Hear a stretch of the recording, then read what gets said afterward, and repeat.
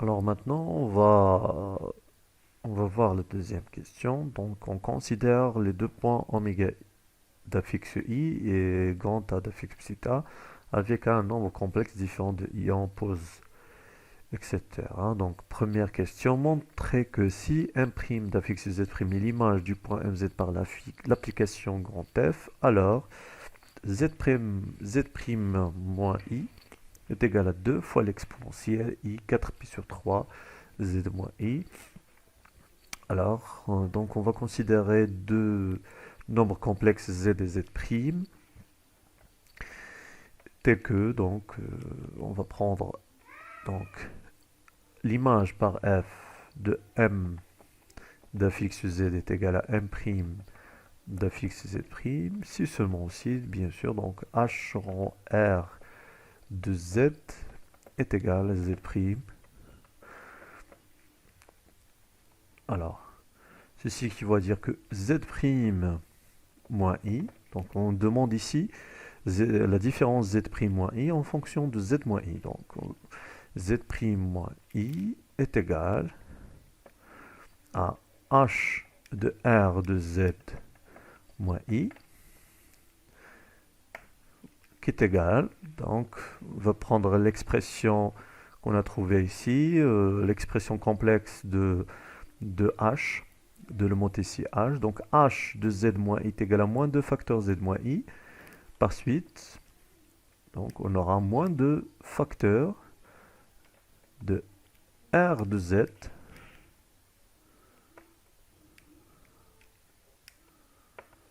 moins i. Voilà.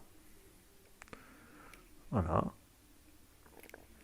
Et donc pour la rotation aussi, pour r de z moins i, on remarque donc ici au-dessus du cadre jaune, r de z moins i, c'est l'exponentielle i pi sur 3 z moins i. Donc ceci égale à... Donc je vais retourner à la ligne, donc c'est moins 2 fois l'exponentielle i pi sur 3 facteur de z moins i. Alors, on sait que moins 1, c'est l'exponentielle i pi.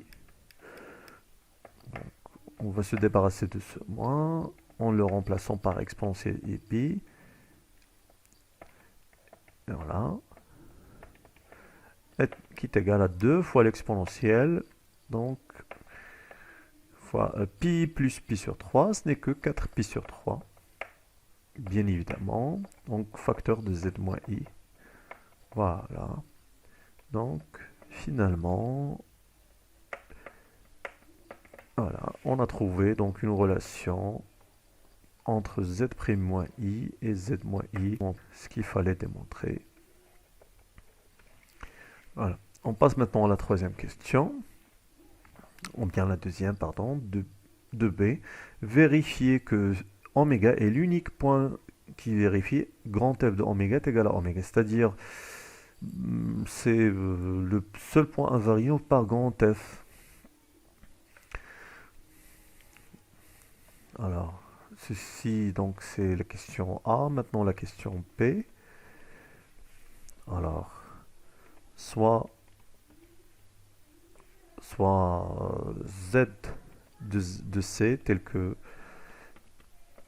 grand F de Z est égal à Z.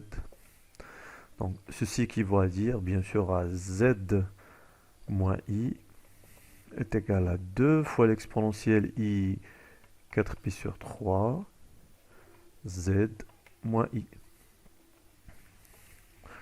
Voilà. Donc, supposons que si Z est différent de I, alors on aura quoi? On aura 2 fois l'exponentielle I 4pi sur 3 est égal à 1. Donc, ceci égale à l'exponentielle I de pi,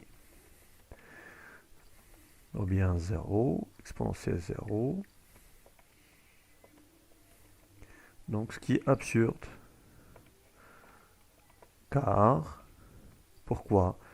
Car 4pi sur 3 n'est pas congru, donc est différent de 2kpi, quel que soit k appartenant à z. Bien sûr. Donc,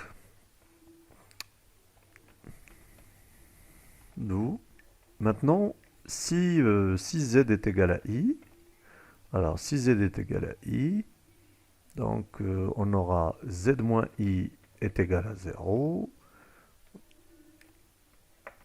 est égal à 2 fois l'exponentielle i 4pi sur 3 facteur donc de z moins i qui est égal à 0. Donc finalement, d'où le seul point invariant par grand F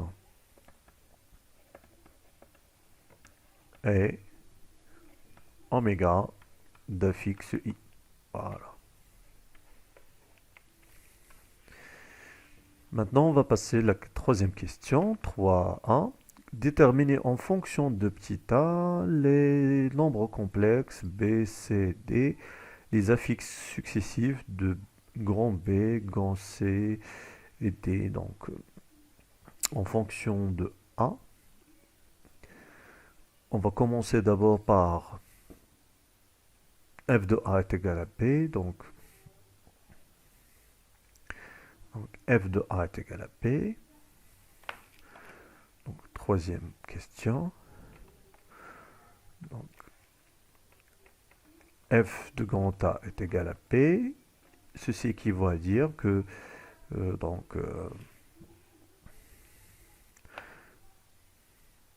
d'après l'expression trouvée dans la question 2a, donc petit b moins i est égal à 2 fois l'exponentielle i 4pi sur 3 facteur de petit a moins i. Donc, ceci qui va dire que b, c'est 2 fois exponentielle i 4pi sur 3 facteur de 1 moins i plus i. Voilà. Donc, on va encadrer cette réponse pour l'utiliser après. Voilà. Donc, on a trouvé l'expression de b en fonction de a. Maintenant, f de b est égal à c. Donc, f de b est égal à c. Alors, f de b est égal à c, qui va dire que grand c, donc petit c moins i est égal à 2 fois l'exponentielle i 4pi sur 3 facteur de petit b moins i. Donc ceci qui va dire que c moins i est égal à 2 fois l'exponentielle i 4pi sur 3. Et on remarque ici donc b moins i c'est 2 fois l'exponentielle. Donc on va remplacer b moins i par son expression en fonction de petit a. Donc c'est 2i 4pi sur 3 facteur de 1 moins i. Voilà, on va développer. Donc c moins i est égal à 4 fois l'exponentielle i 8pi sur 3 facteur de 1 moins i. Donc ceci qui va dire que c est égal à 4. Donc petit c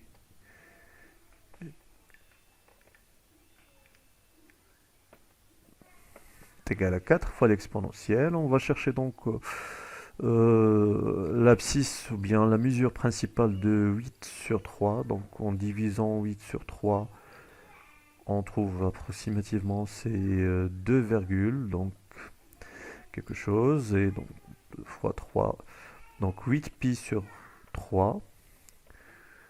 On peut la décomposer, on peut décomposer le numérateur ici, donc par 6, c'est 6pi plus 2pi, donc qui est égal à 2pi plus 2pi sur 3. Voilà, donc l'abscisse curviligne principale de 8pi sur 3, c'est 2pi sur 3. Donc c'est l'exponentielle i 2pi sur 3, facteur de a moins i plus i. Et on a trouvé donc le c en fonction de a. Voilà.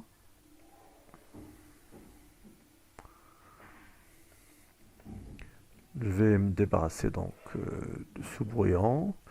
Maintenant, la dernière, c'est donc, je pense que c'est f de c égale à d. Voilà, f de c égale à d maintenant.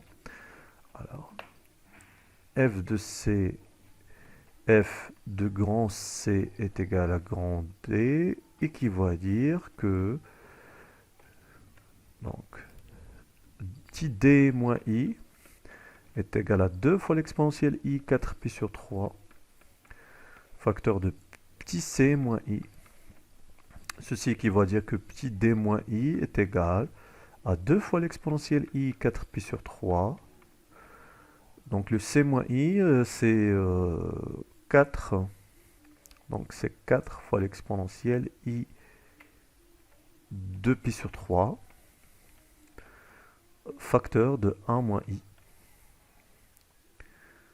Voilà.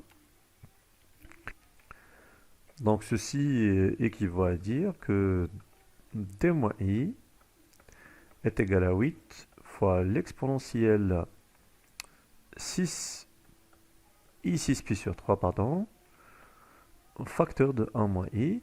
Et on sait donc 6 pi sur 3 c'est 2 pi, donc l'exponentielle i de pi, ce n'est que 1. Donc ceci équivaut à dire pardon, que d moins i est égal à 8 facteur de 1 moins i. Voilà. Et finalement, le d, c'est 8 facteur de 1 moins i plus i. Voilà. Et on va encadrer aussi cette expression, pardon, pour pouvoir l'utiliser après. Question suivante.